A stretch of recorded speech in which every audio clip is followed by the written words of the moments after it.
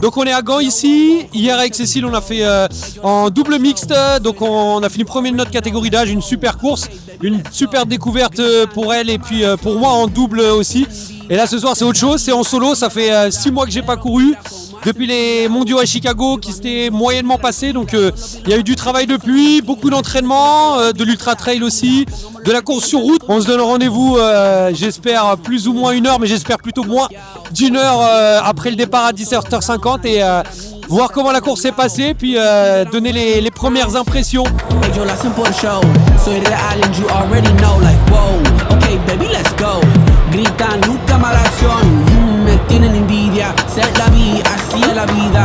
Ouais, c'est parti, let's go! Ce qui avait changé par rapport à mes anciennes Zyrox, c'est que je pars maintenant avec moins d'eau. C'est vrai que l'année dernière, sur certaines courses, j'étais parti avec 800 ml d'eau, ce qui est beaucoup trop, mais ce que je pensais à ce moment-là être judicieux pour être performant. Mais maintenant, je pars avec 300-400 ml d'eau, ce qui m'allège un petit peu. Je bois bien avant de partir. J'ai aussi une nouvelle paire de chaussures qui est beaucoup plus légère. Je dois avoir 80 grammes de moins à chaque pied, qui représente une belle différence et ce qui a permis aussi au niveau de la course à pied de gagner du temps. Je pars à mon rythme, on peut voir que je dois être dans les 50e en arrivant au ski erg, tout confondu. Je trouve qu'il y en a beaucoup qui font le mauvais choix de partir trop vite, donc moi je suis derrière. Ski erg, un petit peu dans la continuité du premier tour de run, je n'en fais pas trop. C'est pas un atelier que j'affectionne le plus. Si on devait enlever un atelier sur les 8, ça serait celui-là. Donc après le ski erg, je reste dans mon rythme, je continue à gagner des places. Après arriver le sled push, c'est un des ateliers où je suis le plus à l'aise, même si j'ai tendance maintenant à faire des pauses plus régulièrement, à gagner moins de temps qu'avant. Sur le reste de la course, ça me permet d'être plus régulier, d'avoir une course après le sled push qui est moins difficile. Sled push, c'est un atelier où maintenant j'utilise les gants de jardinier, gagner aussi un petit peu de temps, ne pas avoir à mettre les mains dans la magnésie, avoir une meilleure accroche. C'est un atelier où j'ai bien progressé, je me suis bien entraîné dessus. Les burpees, on va dire que c'est un atelier où j'étais plus à l'aise avant, avec forcément le niveau qui augmente de plus en plus. Et c'est maintenant devenu une station où on va dire que je suis revenu un petit peu dans la norme. J'essaie de vraiment ramener mon pied le plus possible proche de ma main pour ne pas perdre 2 cm en avançant. J'essaie vraiment rapidement d'emmener mes jambes en arrière pour vraiment décharger du poids de corps sur les épaules et les bras, et j'essaie aussi de me redresser le moins possible. Le rameur, c'est devenu un de mes ateliers préférés. J'étais pas à l'aise avant. C'est vrai qu'avant j'avais tendance à mettre beaucoup plus de flexion de genoux, et là j'ai tendance à beaucoup plus utiliser les fessiers pour faire le mouvement, ce qui va me permettre d'économiser un petit peu mes quadris. Donc j'ai moins d'amplitude dans le mouvement, je vais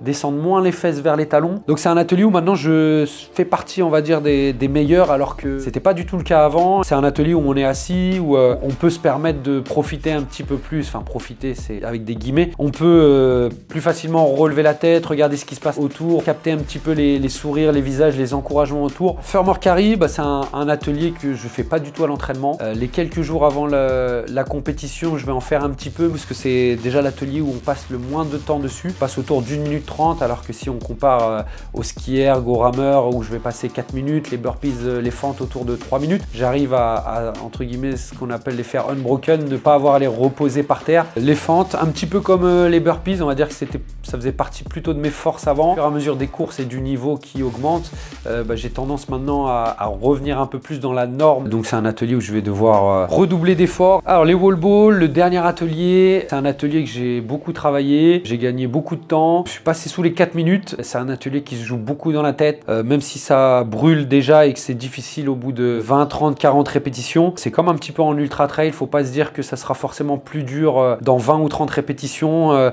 La difficulté peut stagner au fur et à mesure, et ça va pas forcément aller de pire en pire. Avant, j'arrivais à en faire maximum 50 avant de prendre ma première pause. Là, à Gand, j'ai franchi un cap où j'ai réussi à en faire un petit peu moins de 80 avant de prendre ma première pause. Et là, la ligne d'arrivée, donc une grande satisfaction par rapport au chrono que je viens de faire, et puis une satisfaction parce que l'effort est fini.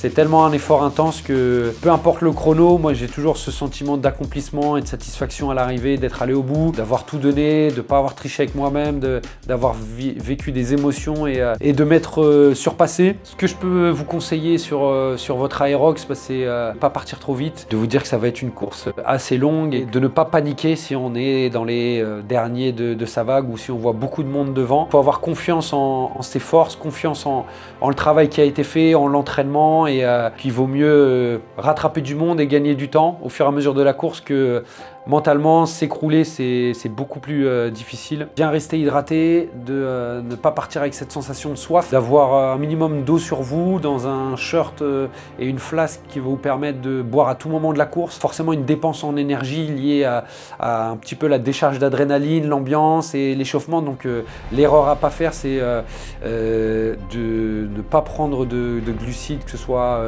pendant l'échauffement ou au départ de la course et pendant la course. Donc moi j'ai l'habitude de prendre 1 ou 2 gels pendant la course.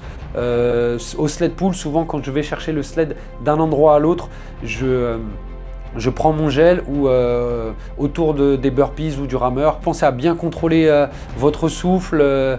C'est quelque chose d'instinctif, mais souvent on l'oublie qu'en régulant de manière consciente sa respiration, on va pouvoir au niveau cardio faire redescendre de quelques pulsations.